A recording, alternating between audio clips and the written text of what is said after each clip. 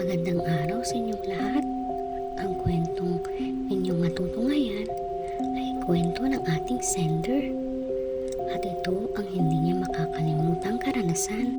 Bago niyo lang po akong taga-subaybay sa inyong channel, sana ay maisama niyo ang aking kwento. Itago niyo na lang po ako sa pangalang Tep-Tep. Ako ang panganay sa aming magkakapatid.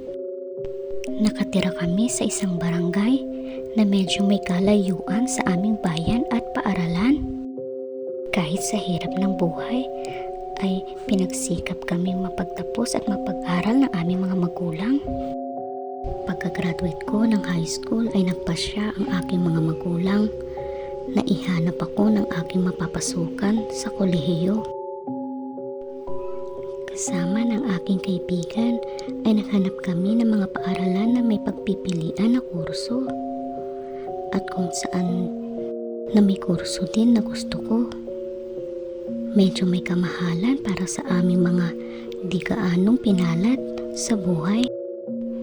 Dalawa kami ng matalik kong kaibigan ang nagtanong-tanong sa bawat eskwelahan tungkol sa kurso at syempre sa tuition kung kakayanin.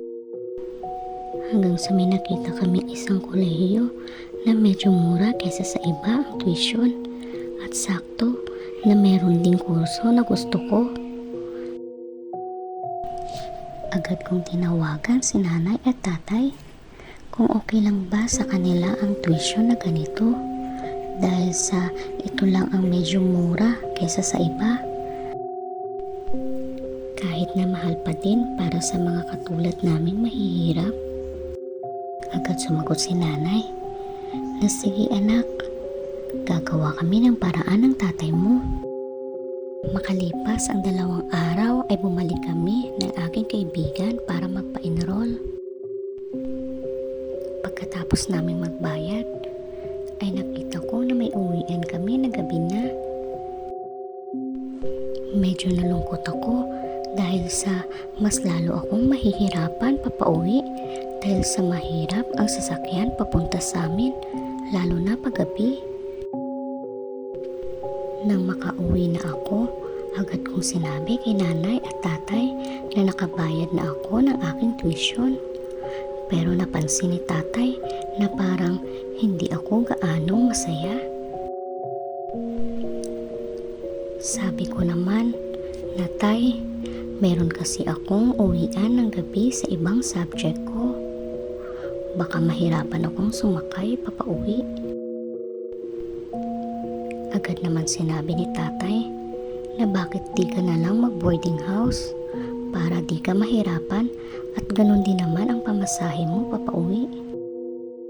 Agad ko namang sinabi, gustuhin ko man tay pero mas lalo lang makakadagdag ng babayarin pag nag-boarding house ako. Sabi naman ni nanay, okay lang yun dahil sa susunod na mga araw ay may mga ani naman kami ng tatay mo. Kaya huwag kang mag-alala. Basta pagbutihan mo lang ang pag-aaral mo para makatulong ka sa huli sa mga kapatid mo. Tumulo ang mga luha ko dahil sa sobrang saya at swerte ko na kahit na hindi kami mayaman pero may mga magulang ako na katulad nila. Kinaumagahan ay nakita-kita kami ng aking mga kaibigan. Ikot kami ng ikot para makahanap ng mga murang pwedeng matitirahan. Hanggang sa may nakita kami na isang medyo di gaanong kalakihan na dormitoryo. Sabi ng mga kaibigan ko, tara, tanong tayo sa may tindahan. Magandang umaga po ate. Magtatanong po kami kung saan pwede mag-inquire sa dorm na to. Sabi naman ng ali, iho, ako nga pala si Rina, ang tagapamahala ng dorm na yan. Tara, pasok tayo. Pagkapasok namin ng gate, ay may kaliitan ang hagdan hanggang 3rd floor ang kanyang dormitoryo. Inikot namin lahat. May mga nagre-rent din dito, pero wala nang bakante sa 1st floor at 2nd floor, kaya dinala kami sa taas ng 3rd floor. Napakadilim at halata mo ang kalumaan niya. 2,500 sa mga panahong yun ang isang buwan ng renta. Common ang CR para sa lahat ng nakarent para sa third floor. Pero madami naman ang kanilang paliguan at dumihan. Pagpasok namin sa CR ay napakalaki nito. Mga 4 na cubicles at napakalaking salamin ang bubungat sa iyo. Medyo mabigat para sa akin kaya nakiusap ako kung pwede bang dalawa kami sa iisang kwarto para hati kami sa bayad. Mukhang naawa naman sa amin ang nagbabantay kaya sinabi niya na sige na nga, kaya tuwang-tuwa kami. Pagkatapos namin mag-usap ay umuwi na kami at nag-ayos ng mga gamit para makalipat na. Sobrang excited namin kasi 3 araw na lang ay pasukan na. Kinaumagahan ay nakita kami ng aking kaibigan para sabay na kaming pumunta ng dormitoryo. Nang makarating kami ay nag-ayos kami ng aming mga gamit sa maliit na cabinet. May kalumaan din ang mga gamit nila dito pero makikita mo rin ang katibayan. Pagkatapos namin mag-ayos ay napasya kaming bumili ng pagkain sa labas. Mag-aalas 7 na nang kami makauwi. Nang papaakyat kami ay napakadilim ng bawat hagdan na animoy iilan lang ang nakalagay na ilaw. Hanggang sa makaakyat na kami ng third floor ay napakadilim na nakakatakot. Nagtatakutan pa kami ng aking kaibigan dahil sa parang sa horror movies na kahit anong oras ay may lalabas. Nang kami ay makapasok sa aming kwarto, habang kami ay nagkwekwentuhan, ay nagyaya ang kasama ko na mag-CR. Dahil sa madilim ang dadaanan ay sinamahan ko siya. Nung nagsi-CR siya, ako naman ay pasayaw-sayaw sa malaking salamin dahil sa wala namang tao. Nang bigla kong may naaninag na isang babae na sumisilip sa likod ko na nakikita ko sa refleksyon ng malaking salamin. Nang lingunin ko ay bigla itong tumakbo ng mabilis.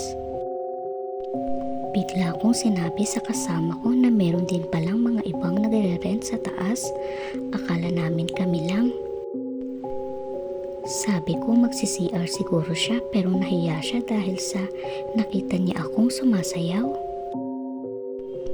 Kinaumagahan ay nagsimula na ang aming pasukan.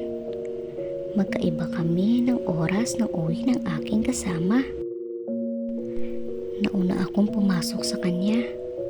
Habang ako ay bumababa sa hagdan ay may naririnig akong sumisilip sa akin sa isang sulok. Pero diretso lang ako sa pagbaba. At nararamdaman mo na para bang may sumusunod sa iyo. Pero di ko ito pinansin dahil sa baka nag-o-overthink lang ako. 3:00 ng hapon na makauwi na ako. At habang naglalakad ako sa hagdan, nang makaapak ako sa huling baitang ng third floor ay may nakita akong babae na nakatalikod sa sulok.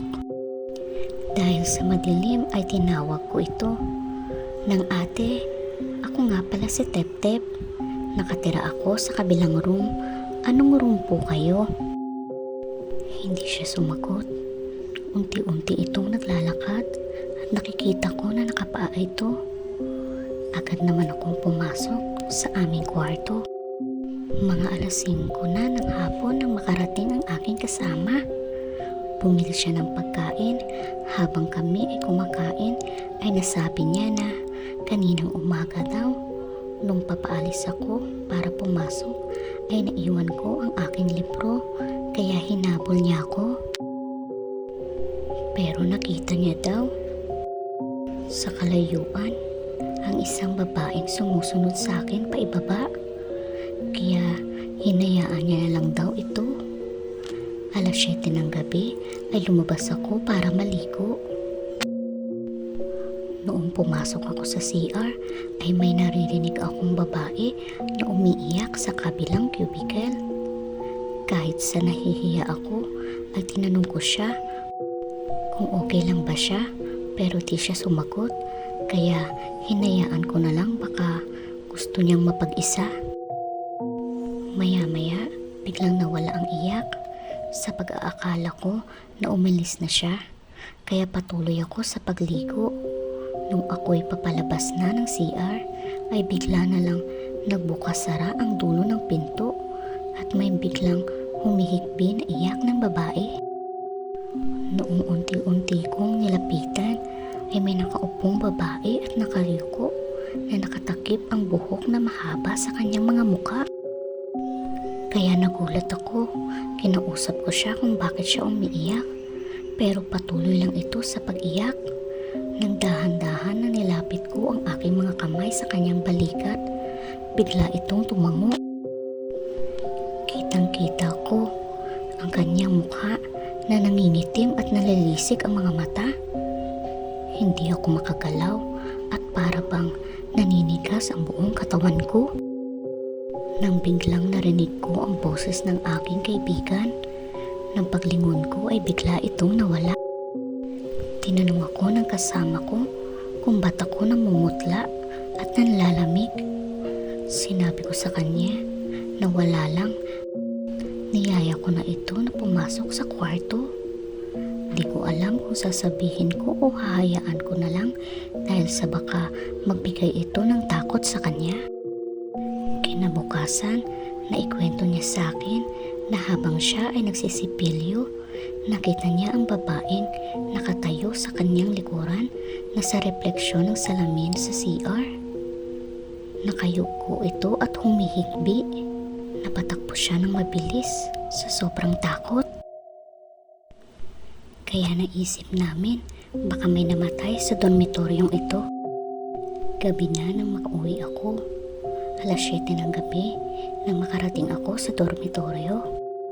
Habang papaakyat ako, nasalubong ko ang babaeng nakaupo sa gilid ng hagdan at nakayuko habang umiiyak. Nilakasan ko ang loob ko. Dumaan ako sa gilid niya. Nang malapit ko na siyang lagpasan, bigla siyang tumayo. Pumikit ako habang nagdarasal nang biglang naramdaman ko na nasa harapan ko na siya at bumubulong ng tulungan mo ko. Walang tigil pa rin ang dasal ko hanggang sa maabot ko ang pinto ng aming kwarto. Grabe ang takot at kaba ng nararamdaman ko. Kahit sa pagtulog ko ay nagpapakita siya. Habang tumatagal ay mas nagiging madalas ang pagpaparamdam niya sa amin. Tipong biglang may kumakatok at pagbukas mo walang tao. Mga umiiyak sa hagdan sa tuwing dadaan ka. Sa mga sulok ng kanto ay nakikita mong nakasilip ang babae. Kaya di na kami nakatiis at nagtanong-tanong na kami sa mga tao sa labas kung may history ba ang dormitoryong ito. Dahil sa pati ang tagapamahala ay ayaw magkwento dahil sa takot na baka mag-alisan kami. Nagtanong kami sa kabilang tindahan at naikwento niya na sa 3rd floor na kwarto ay may natagpo ang babaeng nag-aaral din sa kolehiyo. Ay natagpuan walang buhay. Nang pinasuri ito ay nakitang ginahasa ito bago pinatay sa sakal. Kaya hanggang sa ngayon ay hindi pa nahuhuli ang gumawa sa kanya. Kaya siguro nagpapakita siya ay para humingi ng hustisya. Kaya pala walang tumatagal sa 3rd floor dahil sa palagi itong nagpapakita sa banyo at sa hagdan dahil sa hanggang sa ngayon ay hinahanap niya pa rin at hinihintay na makita ang taong gumawa sa kanya ng panghahalay. Kinalaunan ay nagpasya kami ng aking kasama na maghanap-hanap ng malilipatan. At hanggang sa ngayon ay patuloy ang pagpapakita niya sa dormitoryo. Hanggang hindi niya nakakamit ang hustisya.